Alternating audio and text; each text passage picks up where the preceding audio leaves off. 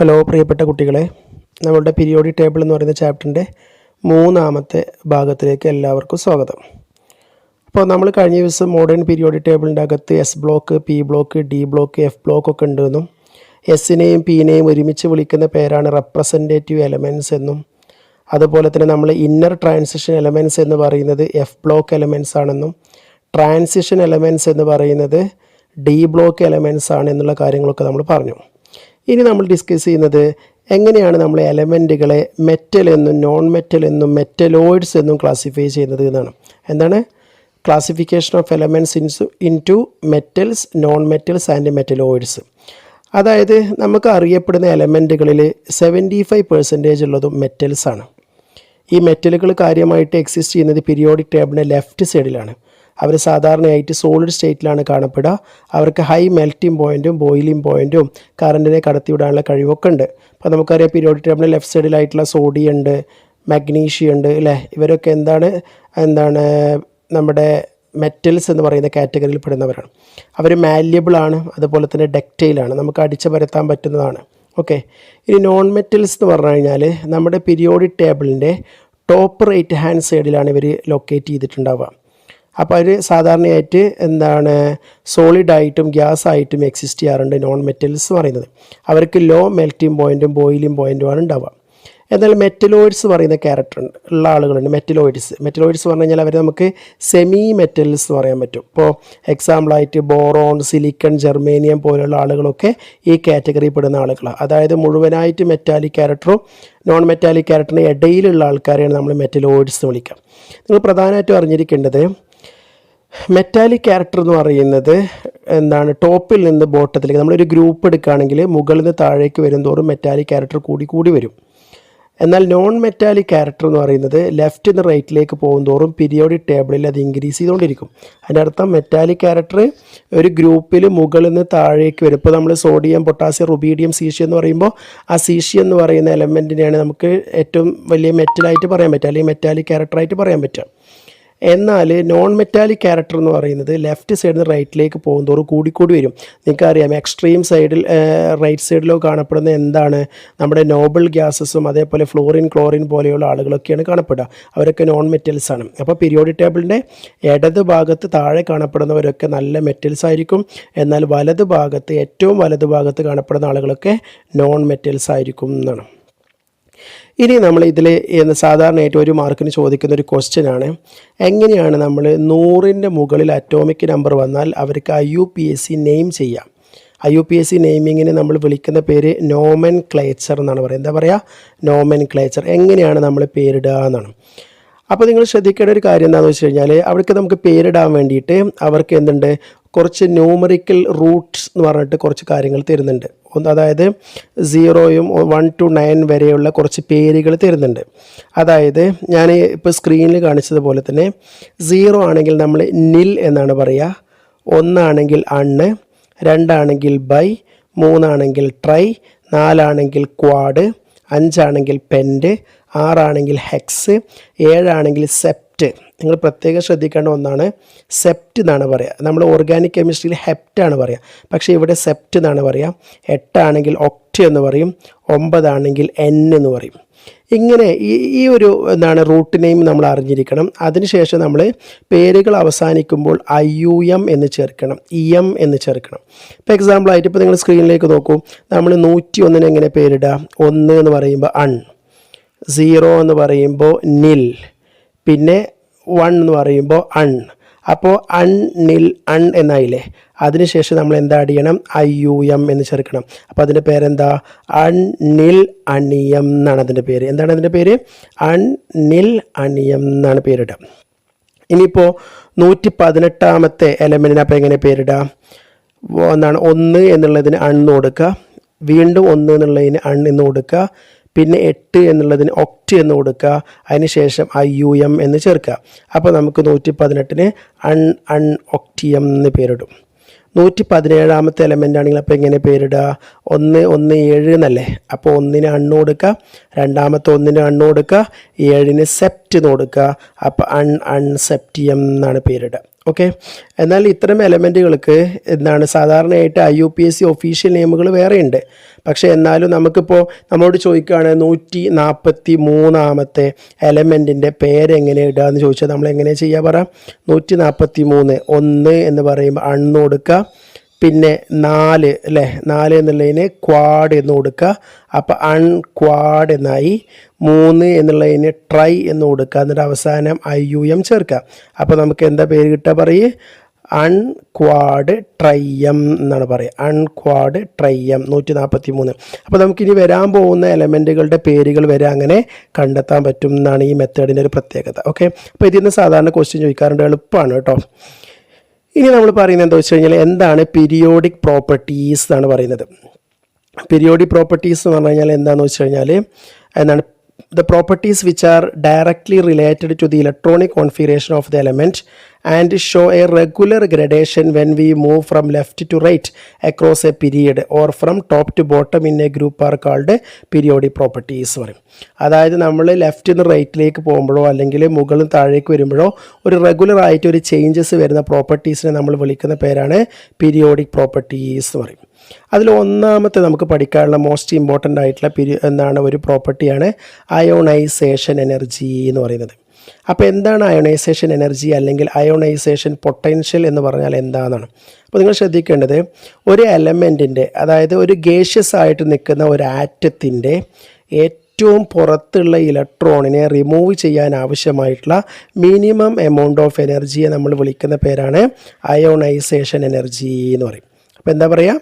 the minimum amount of energy required to remove the most loosely bounded electron from an isolated gaseous atom. ഇപ്പോൾ example ആയിട്ട് പറയുകയാണെങ്കിൽ ഈ isolated gaseous atom എന്ന് പറഞ്ഞാൽ എന്താണെന്നറിയോ? ഇപ്പോൾ ക്ലോറിൻ സാധാരണയായിട്ട് ഭൂമിയിൽ Cl2 ആയിട്ടാണ് നിൽക്കുക. പക്ഷേ അങ്ങനെ ആകുമ്പോൾ നമ്മൾ അയണൈസേഷൻ എനർജി നോക്കില്ല.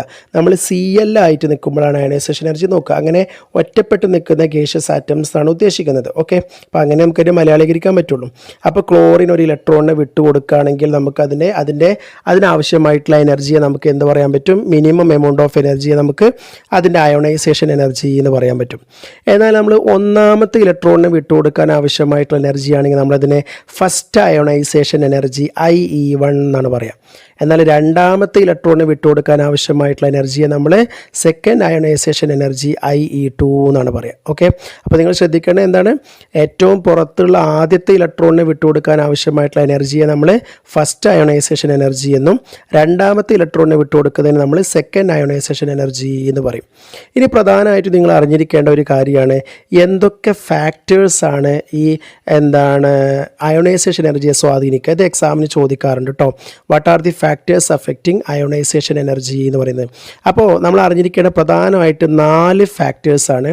ഒന്ന് atomic size, 2 nuclear charge, 3 shielding effect or screening effect, 4 effect of half filled and completely filled subshells. ഈ 4 മെയിൻ ഹെഡിങ്സ് നിങ്ങൾ പഠിച്ചു വെക്കുക. ഏതൊക്കെയാണ്? ഒന്ന് atomic size, 2 nuclear charge, 3 shielding effect, 4 effect of half filled and completely filled subshells പറയും. ഇനി അതിൽ ഒന്നാമത്തെ കേസ് അറ്റോമിക് സൈസ് വെച്ചിട്ടാണ് നമ്മൾ പറയുന്നത്. ആറ്റത്തിൻ്റെ സൈസ് വലുതാണെങ്കിൽ ന്യൂക്ലിയസും പുറത്തുള്ള ഇലക്ട്രോണും തമ്മിൽ അട്രാക്ഷൻ കുറവായിരിക്കും. അപ്പോൾ അതുകൊണ്ട് അവയുടെ അയണൈസേഷൻ എനർജി എന്തായിരിക്കും? കുറവായിരിക്കും. ഈസി ആയിട്ട് പുറത്തുള്ള ഇലക്ട്രോൺ നമുക്ക് വിട്ടുകൊടുക്കാൻ പറ്റും. മനസ്സിലാവുണ്ടല്ലോ? അപ്പോൾ നിങ്ങൾ ആലോചിച്ച് നോക്കിയാൽ മതി.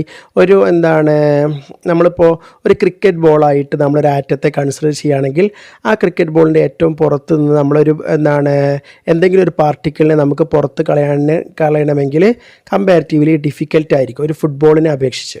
കാരണം ഫുട്ബോൾ ആകുമ്പോൾ എന്താണെന്ന് വെച്ച് കഴിഞ്ഞാൽ ഫുട്ബോളിൻ്റെ സൈസായിട്ടാണ് പറയുന്നത്, അതല്ല ക്രിക്കറ്റ് ബോൾ എന്നല്ല. ഫുട്ബോളിൻ്റെ സൈസിലേക്ക് വരുമ്പോൾ ന്യൂക്ലിയസ് എന്ന് പറയുന്ന സെൻറ്ററും പുറത്തുള്ള ആറ്റവും തമ്മിലുള്ള ദൂരം വളരെ കൂടുതലാണ്. അപ്പോൾ അട്രാക്ഷൻ കുറവായിരിക്കും. അപ്പോൾ ഈസി ആയിട്ട് അതിൻ്റെ എന്തെങ്കിലും ഒരു പാർട്ടിക്കിളിനെ റിമൂവ് ചെയ്യാൻ എളുപ്പമായിരിക്കും. അതിൻ്റെ അർത്ഥം അറ്റോമിക് സൈസ് നമ്മളോട് എക്സാമിന് അയണൈസേഷൻ എനർജിയും അറ്റോമിക് സൈസും തമ്മിലുള്ള ബന്ധം ചോദിച്ചാൽ നമ്മൾ പറയേണ്ടത് ആറ്റത്തിൻ്റെ വലിപ്പം കൂടിയാൽ അയണൈസേഷൻ എനർജി എന്തായിരിക്കും? കുറവായിരിക്കും. ആറ്റത്തിൻ്റെ വലിപ്പം ചെറുതാവുന്ന ആവും തോറും ന്യൂക്ലിയസുമായിട്ടുള്ള അട്രാക്ഷൻ കൂടുന്നത് കൊണ്ട് അയണൈസേഷൻ എനർജി കൂടുതലായിരിക്കും എന്ന് പറഞ്ഞാൽ ഒരുപാട് എനർജി കൊടുത്തെങ്കിൽ മാത്രമേ ഇലക്ട്രോണിനെ തെറിപ്പിക്കാൻ പറ്റുള്ളൂ. രണ്ടാമത്തെ എന്താ പറയുന്നത് വെച്ചാൽ രണ്ടാമത്തെ ഫാക്ടറാണ് ന്യൂക്ലിയർ ചാർജ് എന്ന് പറയുന്നത്. അപ്പോൾ അവിടെ പറയുന്നത് ന്യൂക്ലിയർ ചാർജ് കൂടുന്തോറും അയണൈസേഷൻ എനർജി കൂടും. അത് സിമ്പിളായിട്ടുള്ള കാര്യമാണ്. എന്താണ്? Ionisation energy increases with increase in nuclear charge എന്ന് പറയും. അപ്പോൾ നിങ്ങൾക്ക് അറിയാൻ പറ്റും ന്യൂക്ലിയർ ചാർജ് കൂടുന്തോറും എന്ത് ചെയ്യും പറ, ന്യൂക്ലിയസുമായിട്ടുള്ള അട്രാക്ഷൻ കൂടും. അട്രാക്ഷൻ കൂടുമ്പോൾ ഇലക്ട്രോണിനെ വിട്ടുകൊടുക്കൽ ഡിഫിക്കൽട്ട് ആവും. അതുകൊണ്ട് അയണൈസേഷൻ എനർജി കൂടുതലായിരിക്കും എന്നാണ്. ഇനി മൂന്നാമത്തെ ഷീൽഡിംഗ് എഫക്റ്റ് അല്ലെങ്കിൽ സ്ക്രീനിങ് എഫക്റ്റ് എന്ന് പറയും. അപ്പോൾ എന്താണ് ഷീൽഡിംഗ് എഫക്റ്റ് എന്ന് ചോദിച്ചു കഴിഞ്ഞാൽ ഈ അകത്തുള്ള ഇലക്ട്രോൺസുകളുടെ ക്ലൗഡ് കാരണം അവരെന്ത് ചെയ്യാന്നറിയില്ലോ, ഒരു സ്ക്രീനായിട്ട് ഒരു ഷീൽഡായിട്ട് സെൻറ്ററിൽ നിൽക്കുക. അപ്പോൾ സെൻറ്ററിൽ നിന്ന് കഴിഞ്ഞാൽ ഏറ്റവും പുറത്തുള്ള ഇലക്ട്രോണും ന്യൂക്ലിയസും തമ്മിലുള്ള അട്രാക്ഷൻ കുറക്കുക. ആ കുറക്കുന്നതിനെ നമ്മൾ എന്ത് വിളിക്കുക? ഷീൽഡിംഗ് എഫക്റ്റ് എന്ന് പറയും. ഇപ്പോൾ എക്സാമ്പിളായിട്ട് പറയുകയാണെങ്കിൽ ഒരു മജീഷ്യൻ ഒരു ടൗണിൽ നിന്നിട്ട് ഒരു മാജിക് കാണിച്ചുകൊണ്ടിരിക്കുകയാണെന്നുണ്ടെങ്കിൽ നിങ്ങളിങ്ങനെ ആലോചിച്ചാൽ മതി. മാജിക് കാണിക്കുകയാണെങ്കിൽ ആളുകളെല്ലാവരും അയാൾക്ക് കൂടെ അയാളുടെ ചുറ്റും ഇങ്ങനെ വന്ന് നിൽക്കുന്നുണ്ടായിരിക്കും അല്ലേ? അപ്പോൾ നമ്മളതിൻ്റെ പുറത്തു കൂടെ പോവുകയാണെങ്കിൽ നമുക്ക് ആ മാജിക് നടത്തുന്ന ആളെ കാണാൻ കഴിയൂല അല്ലേ? കാരണം എന്താണ്? അവിടെ നിറയെ ആളുകൾ ന്യൂക്ലിയസിനോട് അടുത്ത് ചുറ്റപ്പെട്ട് കിടക്കുന്നുണ്ട് അല്ലേ? ആ വന്ന ആളുകൾ എന്ത് ചെയ്യാണ്? നമ്മളും ആ മജീഷ്യനും തമ്മിലുള്ള അട്രാക്ഷൻ കുറക്കുകയാണ് ചെയ്യുന്നത്. അപ്പോൾ അങ്ങനെ ആളുകൾ ആ നിൽക്കുന്നതിനാണ് നമ്മൾ എന്ത് വിളിക്കുക? ഷീൽഡിംഗ് എഫക്റ്റ് അല്ലെങ്കിൽ സ്ക്രീനിങ് എഫക്റ്റ് എന്ന് പറയും. എന്താ പറയുക? Shielding effect or screening effect എന്ന് പറയും. അപ്പോൾ ഈ സ്ക്രീനിങ് എഫക്റ്റ് കൂടുന്തോറും അയണൈസേഷൻ എനർജി കുറയുക ചെയ്യാം. കാരണം നിങ്ങൾ ആലോചിച്ച് നോക്ക്, നിറയെ ആളുകൾ സ്ക്രീനായിട്ട് മജീഷ്യൻ്റെ ചുറ്റും നിന്ന് കഴിഞ്ഞാൽ പുറത്തുനിന്ന് വരുന്ന നമ്മളായിട്ടുള്ള ഏറ്റവും പുറത്തുള്ള ഇലക്ട്രോൺ ആയിട്ടുള്ള നമുക്ക് മജീഷ്യനുമായിട്ട് യാതൊരു ബന്ധവുമില്ല എങ്കിൽ നമ്മൾ വേഗം എന്ത് ചെയ്യും?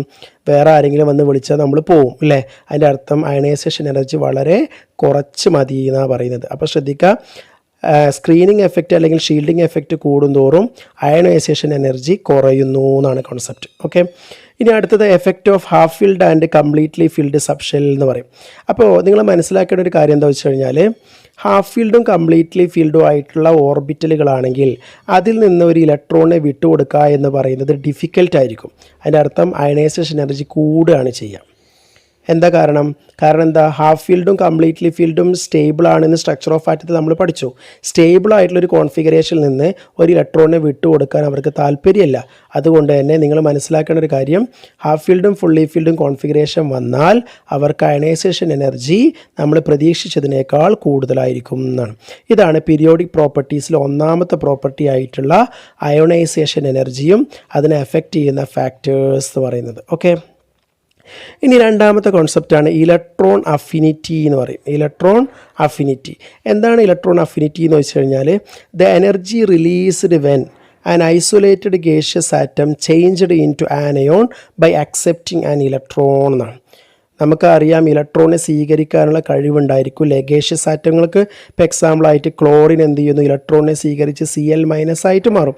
ആ സമയത്ത് റിലീസ് ചെയ്യുന്ന എനർജിയെ നമ്മൾ വിളിക്കുന്ന പേരാണ് ഇലക്ട്രോൺ അഫിനിറ്റി എന്ന് പറയും. ഓക്കെ, അപ്പോൾ എന്താണ് ഇലക്ട്രോൺ അഫിനിറ്റി എന്ന് പറഞ്ഞാൽ? എന്താണ്?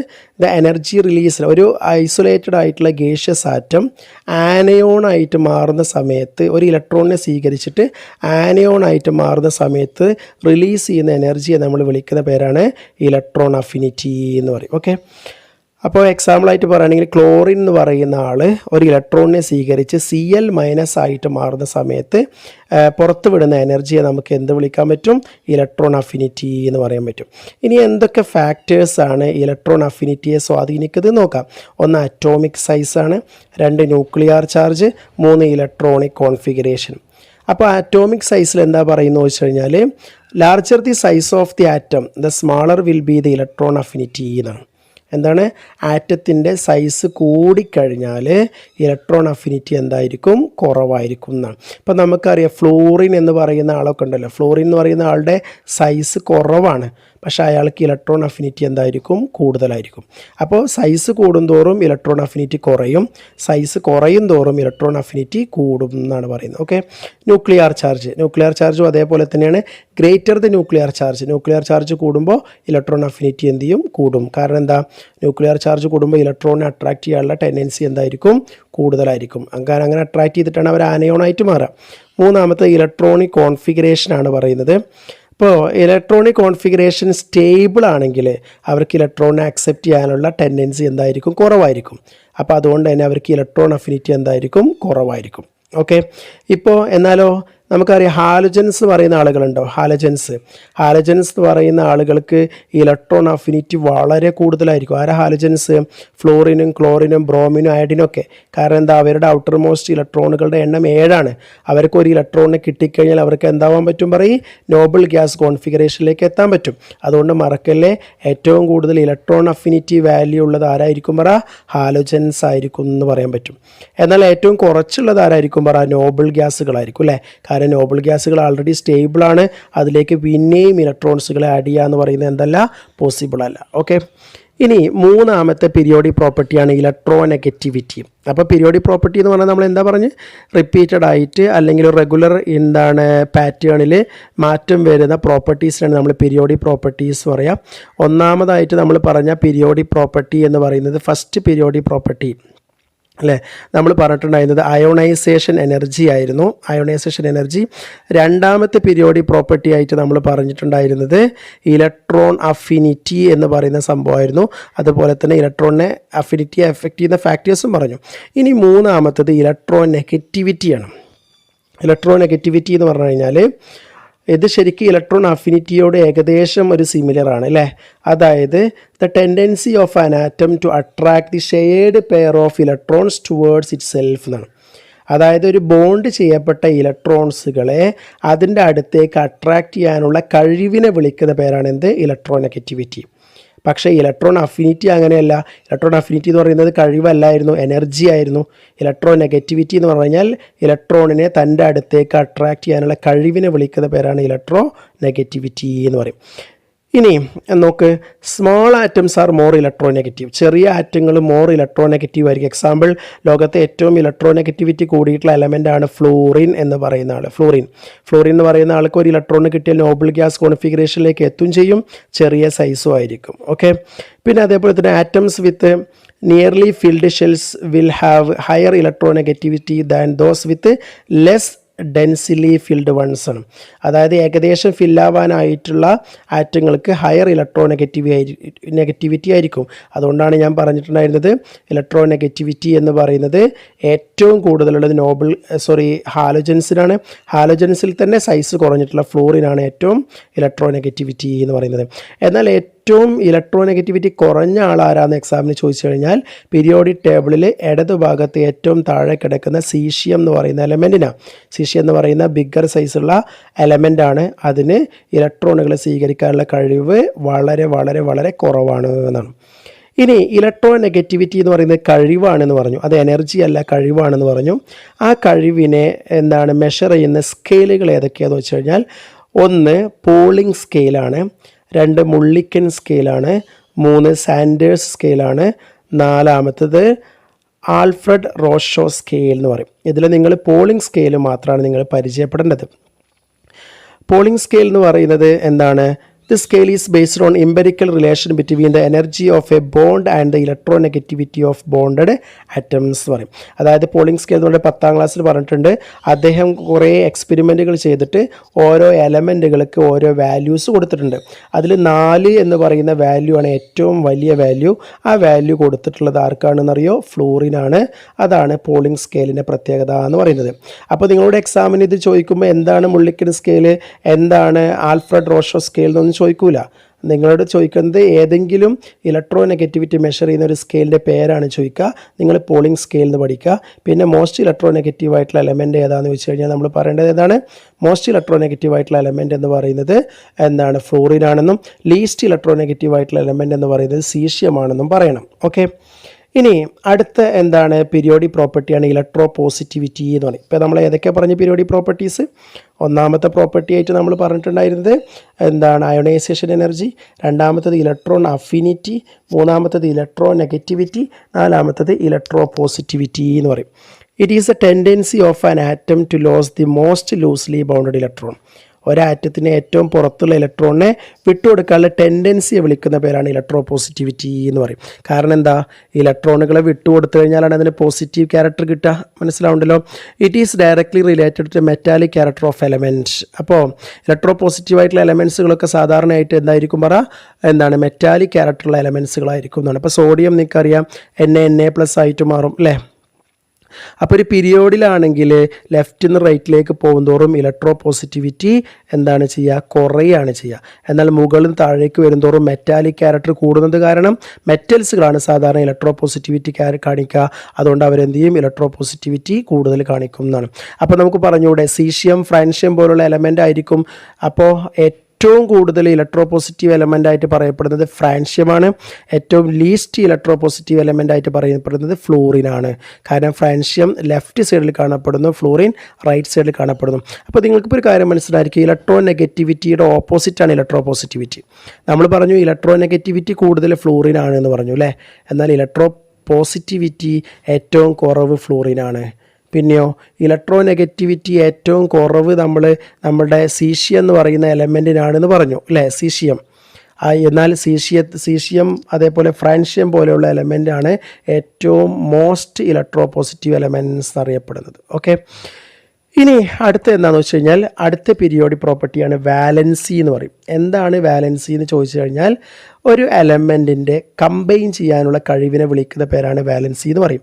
മറ്റ് എലമെൻറ്റുമായിട്ട് കമ്പൈൻ ചെയ്യാനുള്ള കഴിവിനെ നമ്മൾ വിളിക്കുന്ന പേരാണ് വാലൻസി എന്ന് പറയും. ഓക്കെ, അല്ലെങ്കിൽ വാലൻസി എന്ന് പറഞ്ഞു കഴിഞ്ഞാൽ 8 ഇലക്ട്രോൺ തികക്കാൻ വേണ്ടിയിട്ട് ഒരു കെമിക്കൽ റിയാക്ഷനിൽ പങ്കെടുക്കാൻ വേണ്ടിയിട്ട് എന്താണ് എക്സ്ചേഞ്ച് ചെയ്യുന്ന, സ്വീകരിക്കുകയോ അല്ലെങ്കിൽ വിട്ടുകൊടുക്കുകയോ ചെയ്യുന്ന ഇലക്ട്രോണുകളുടെ എണ്ണമായിട്ടും അതിനെ പറയപ്പെടാറുണ്ട്. ഓക്കെ, ഇനി ഒരു പീരിയോഡിൽ നമ്മൾ ലെഫ്റ്റിൽ നിന്ന് റൈറ്റിലേക്ക് പോകുന്ന സമയത്ത് വാലൻസി ആദ്യം കൂടും, മിഡിൽ വരെ കൂടും, പിന്നെ കുറയാണ് ചെയ്യുക. അതാണ് അതിൻ്റെ ട്രെൻഡ് എന്ന് പറഞ്ഞു കഴിഞ്ഞാൽ. ഓക്കെ, എന്നാൽ ഒരു ഗ്രൂപ്പിൽ വാലൻസി എന്തായിരിക്കും, റിമൈൻസ് കോൺസ്റ്റൻറ്റ്. കാരണം എന്താ, ഇപ്പോൾ ഫസ്റ്റ് ഗ്രൂപ്പ് എലമെൻറ്റ്സ് ആണെങ്കിൽ അവയുടെ വാലൻസി എന്ന് പറയുന്നത് 1 ആണ്. അപ്പോൾ ആ ഗ്രൂപ്പിലുള്ള എല്ലാവരുടെയും വാലൻസി എന്തായിരിക്കും, 1 ആയിരിക്കും. എന്നാൽ ലെഫ്റ്റിൽ നിന്ന് റൈറ്റിലേക്ക് വരുന്തോറും വാലൻസിയിലെ വ്യത്യാസം എങ്ങനെയാണെന്ന് പറഞ്ഞ് ഒരു സെൻറ്റർ വരെ പോകുന്തോറും എന്ത് ചെയ്യുന്നു, കൂടി വരുന്നു, പിന്നീട് എന്ത് ചെയ്യുന്നു, കുറയുന്നു എന്നാണ് പറയുക. ഓക്കെ, അപ്പോൾ നിങ്ങൾക്കറിയാം കാർബൺ വരെയൊക്കെ ആകുമ്പോഴേക്ക് എന്തായിട്ട് മാറും, 4 വരെയൊക്കെ ആയിട്ട് മാറും. പിന്നെ നൈട്രജൻ ആകുമ്പോൾ 3 ആവും, പിന്നെ ഓക്സിജൻ ആകുമ്പോൾ 2 ആവും. അങ്ങനെ കുറഞ്ഞ് വരികയാണ് ചെയ്യുക. ഓക്കെ, ഇനി ട്രാൻസിഷൻ എലമെൻസിൻ്റെ പ്രത്യേകത എന്താ വെച്ച് കഴിഞ്ഞാൽ നിങ്ങൾക്കറിയാം ഡി ബ്ലോക്ക് എലമെൻസ് ആണ് ട്രാൻസിഷൻ എലമെൻറ്റ്സ് പറയുന്നത്. അവരെന്ത് ചെയ്യുന്നു, വേരിയബിൾ ആയിട്ടുള്ള വാലൻസിയാണ് എന്ത് ചെയ്യുന്നത്, കാണിക്കുന്നത് എന്നാണ്. പിന്നെ എന്താണ് വാലൻസി എന്ന് പറയുന്നത് അവയുടെ ഓക്സിഡേഷൻ നമ്പറിനോട് ഈക്വലാണ്. ഓക്സിഡേഷൻ നമ്പർ എന്താണ് എന്നുള്ളത് നമുക്ക് റിഡോക്സ് റിയാക്ഷൻ എന്ന് പറയുന്ന ചാപ്റ്ററിൽ നമുക്ക് ഡിസ്കസ് ചെയ്യാനുള്ളതാണ്. ഓക്കെ, ഇനി നമ്മൾ പറയാൻ പോകുന്നത് periodic trends on ionisation energy, electron affinity and ഇലക്ട്രോ നെഗറ്റിവിറ്റിയാണ്. അതായത് എന്താണ്, പീരിയഡിലാണെങ്കിൽ അയോണൈസേഷൻ എനർജിയും ഇലക്ട്രോൺ അഫിനിറ്റിയും ഇലക്ട്രോ നെഗറ്റിവിറ്റിയും ലെഫ്റ്റിൽ നിന്ന് റൈറ്റിലേക്ക് പോകുന്തോറും കൂടും. എന്താണ്, across a period ionisation energy, electron affinity and electron negativity increases from left to right നമുക്കറിയാം. എന്നാൽ മുകളിൽ നിന്ന് ടോപ്പ് ടു ബോട്ടം എന്ന് അത് നമുക്ക് പിന്നീട് ഡിസ്കസ് ചെയ്യാം. ഇനി അതിനുള്ള കാരണം എന്താണെന്ന് വെച്ച് കഴിഞ്ഞാൽ അറ്റോമിക് സൈസ്, പീരിയഡിൽ അറ്റോമിക് സൈസ് കുറയുകയാണ് ചെയ്യുക.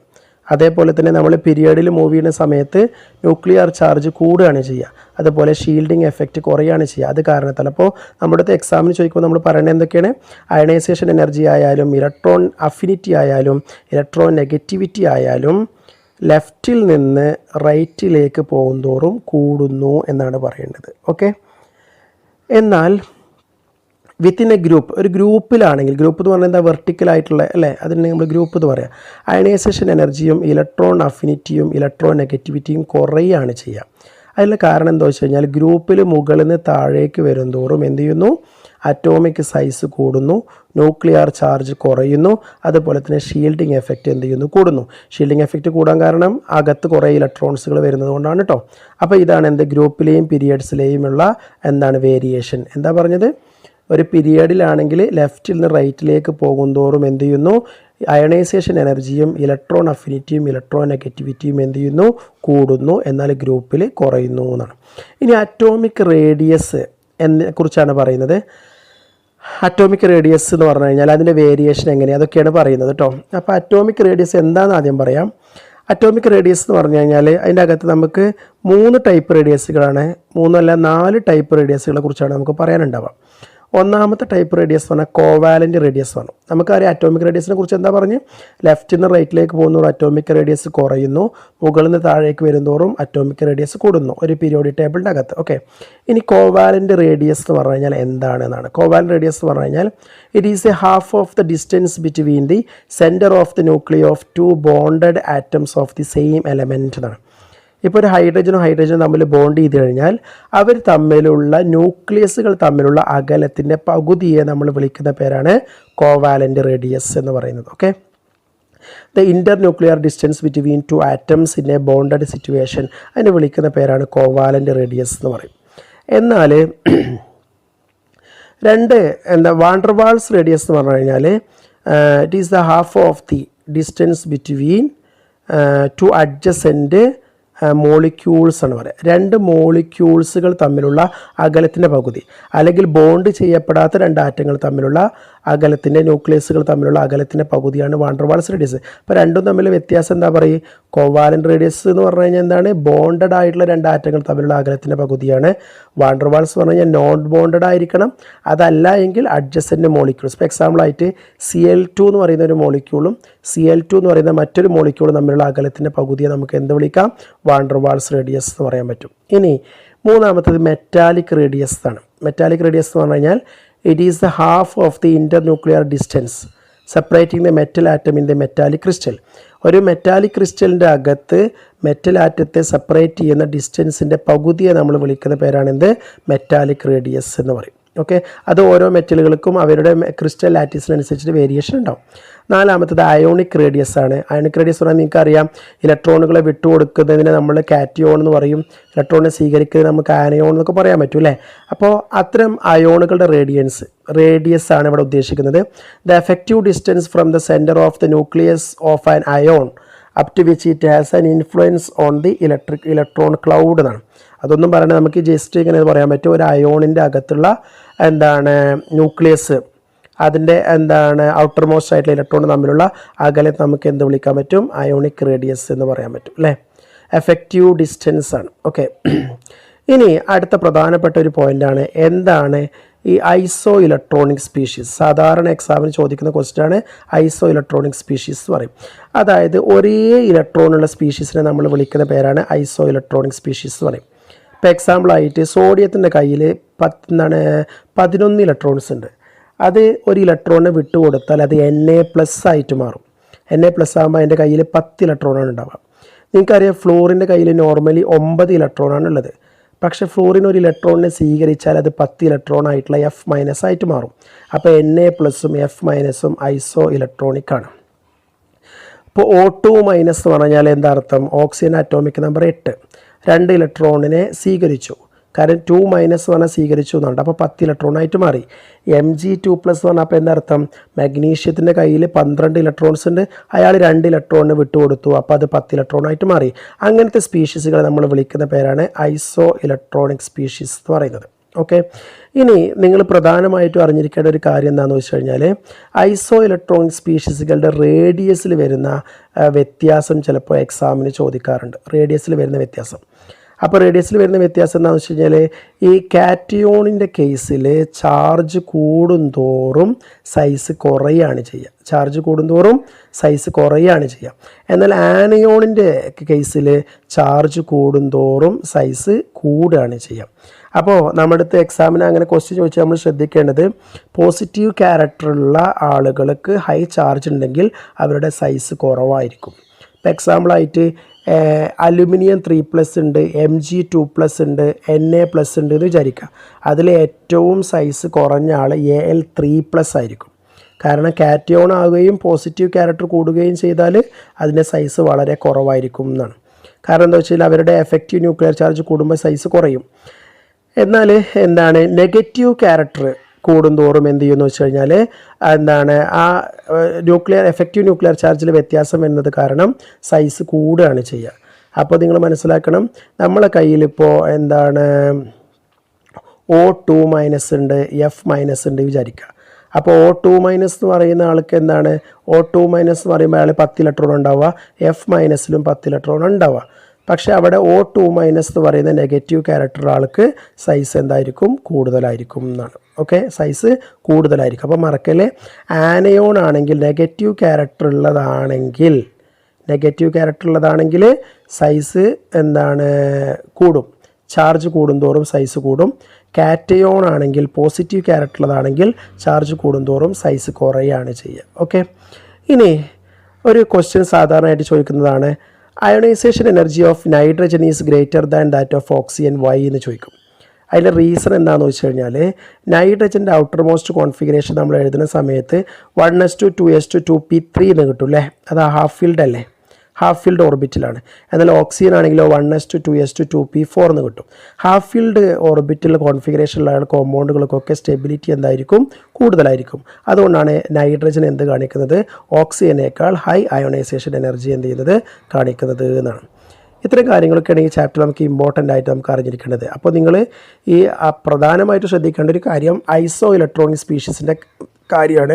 ഞാൻ സ്ക്രീനിൽ കാണിച്ചു തരാം അതിൻ്റെ ഓർഡർ എങ്ങനെ വരിക എന്നുള്ളത് കേട്ടോ. അയോണുകളുടെ ചാർജിൻ്റെ ഓർഡർ, ആ ഓർഡർ നിങ്ങൾ പഠിക്കണം. ഓക്കെ, എന്താ പറഞ്ഞത്, കാറ്റയോൺ ആണെങ്കിൽ ചാർജ് കൂടുന്തോറും സൈസ് കുറയും, ആനയോൺ ആണെങ്കിൽ ചാർജ് കൂടുന്തോറും സൈസ് കൂടും. ആരുടെ കേസിൽ, ഐസോ ഇലക്ട്രോണിക് സ്പീഷീസിൻ്റെ കേസിൽ നിന്നാണ് പറയുക. ഇത്രയാണ് ഈ ചാപ്റ്ററിൻ്റെ അകത്ത് നമുക്ക് ഇമ്പോർട്ടൻ്റ് ആയിട്ട് പറയാനുണ്ടാവുക. അപ്പോൾ ഒരു ക്വസ്റ്റ്യനും കൂടി നിങ്ങൾ ശ്രദ്ധിക്കുക. ഈ ക്വസ്റ്റ്യനിൽ പറയും നോക്ക്, എന്തുകൊണ്ടാണ് ക്ലോറിന് മോർ ഇലക്ട്രോൺ അഫിനിറ്റി കാണിക്കുന്നത് ഫ്ലൂറിനേക്കാൾ എന്ന് ചോദിക്കുന്നുണ്ട്. അല്ലെങ്കിൽ ഫ്ലൂറിൻ എന്തുകൊണ്ടാണ് ക്ലോറിനേക്കാൾ ഇലക്ട്രോൺ അഫിനിറ്റി കുറഞ്ഞത് എന്ന് ചോദിക്കുന്നുണ്ട്. അപ്പോൾ അതിൻ്റെ ആൻസർ എന്താണെന്ന് വെച്ച് കഴിഞ്ഞാൽ നിങ്ങൾ ശ്രദ്ധിക്കേണ്ടത്, ഫ്ലൂറിൻ സ്മോളർ സൈസും ഹൈ എഫക്റ്റീവ് ന്യൂക്ലിയർ ചാർജും ഉള്ളൊരു എലമെൻ്റാണ്. അപ്പോൾ ഫ്ലൂറിന് ഒരുപാട് ഇലക്ട്രോൺസിനെ അക്സെപ്റ്റ് ചെയ്യുക എന്ന് പറയുന്നത് അതിൻ്റെ സൈസ് കുറവായത് കാരണം കമ്പാരിറ്റീവ്ലി ക്ലോറിനെ അപേക്ഷിച്ച് കുറവാണ്. അപ്പോൾ അതുകൊണ്ടാണ് എന്ത് ചെയ്യുന്നത്, ക്ലോറിനാണ് ഫ്ലൂറിനെ അപേക്ഷിച്ച് ഇലക്ട്രോൺ അഫിനിറ്റി കൂടുതൽ. അപ്പോൾ അത് മറക്കരുത്. അതിൻ്റെ ഒരു ഗ്രാഫ് ഇവിടെ കൊടുത്തിട്ടുണ്ട്. ഈ ഗ്രാഫ് എക്സാമിന് ചോദിക്കാറുണ്ട് കേട്ടോ. അപ്പോൾ അത് നന്നായിട്ട് ശ്രദ്ധിക്കുക. ആ ഗ്രാഫിൽ കണ്ടോ നിങ്ങൾ, ഫ്ലോറിൻ താഴെയാണ്, ക്ലോറിൻ മുകളിലാണ്. അപ്പോൾ അതിന് റീസൺ എക്സാമിന് ചോദിച്ചാൽ പറയേണ്ടത് അതാണ്, ക്ലോറിൻ ബിഗ്ഗർ സൈസാണ്, ഫ്ലോറിൻ സ്മാളർ സൈസ് ആയതുകൊണ്ട് എന്താണ് ഓവർ കൗണ്ടിങ് ഓഫ് ഇലക്ട്രോണിനെ അത് ഇഷ്ടപ്പെടുന്നില്ല എന്നാണ് പറയുന്നത്. ഓക്കെ, അപ്പോൾ ഇത്രയാണ് ഈ ചാപ്റ്ററിലെ ഇമ്പോർട്ടൻ്റ് ആയിട്ടുള്ള ഭാഗങ്ങളായിട്ട് നമുക്ക് പറയാനുണ്ടാവുക. അപ്പോൾ നന്നായിട്ട് പഠിക്കുക. ഓക്കെ.